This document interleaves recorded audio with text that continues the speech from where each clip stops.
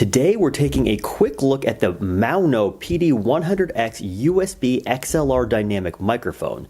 It's a budget option which is definitely reflected in its all-plastic build, but not necessarily in the more important sound quality department. On the back of the unit we've got XLR USB-C and headphone ports, while gain and output controls are handled via a single dial on top. Pressing it switches between the two as indicated by the blue for headphone and white for mic gain level indicators. To be honest, I wish this was more obvious. I had to look at the manual to figure out what color represents what setting, considering I might not have all that with me at all times, and it's not clear just by looking at the knob what color indicates what setting. As far as sound quality is concerned, I think it's very good, especially considering the low price. I mean, what do you think? I'm using it to record this video. It handles plosives and S's reasonably well. Plosive, plosive, plosive, S, S, S. Plosive, plosive, plosive, S, S, S.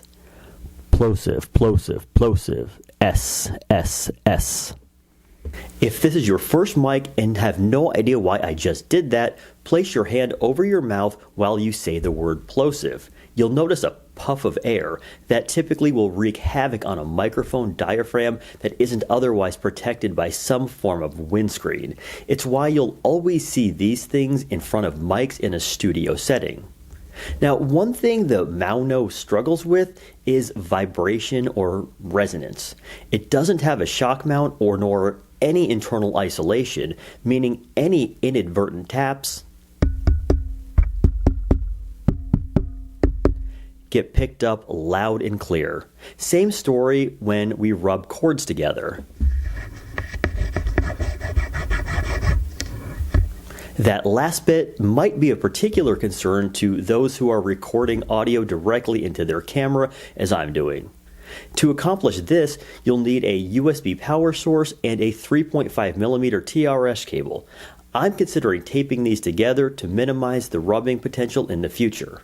I'm also happy to report that the microphone doesn't actually need a computer or XLR power at all. You can power it from any USB power source, including wall adapters or battery packs, and it works just fine.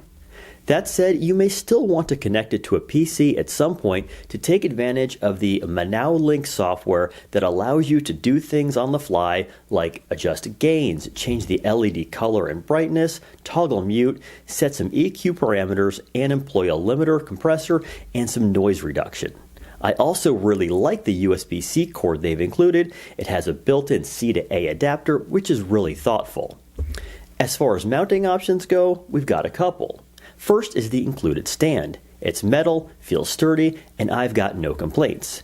If you're a boom user, you can unscrew it to reveal threads that should allow an easy connection. So overall, it's easy to use and provides decent sound quality at a very low price. However, I've got a couple gripes that may or may not be an issue for you. First is the mute button. It's very annoying.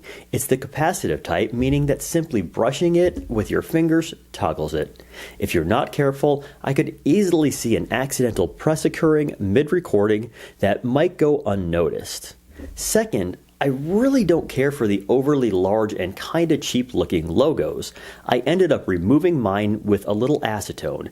Just keep in mind, doing so will cause some surface damage to the plastic that will require a little sanding and polishing to get back to normal. And finally, this product does suffer from that all too common 60 Hz hum that many budget microphones struggle with. I'm not an audio engineer, so I can't give a full explanation, but it has to do with low quality shielding on internal circuitry. Just Google 60 Hz microphone hum and you'll find all you need to know on the subject. In this video, I've been using a 60 Hz dehummer in DaVinci Resolve. Here is what that sounds like turned off. It's worth noting that this issue exists when it's USB powered. I have no idea if it would continue to be an issue if a high quality XLR preamp were used. Overall, this product is not a slam dunk, but it is a very usable budget option. At the end of the day, we've got a capable microphone with a couple of easily correctable issues. And I think that's all we can really expect from any product.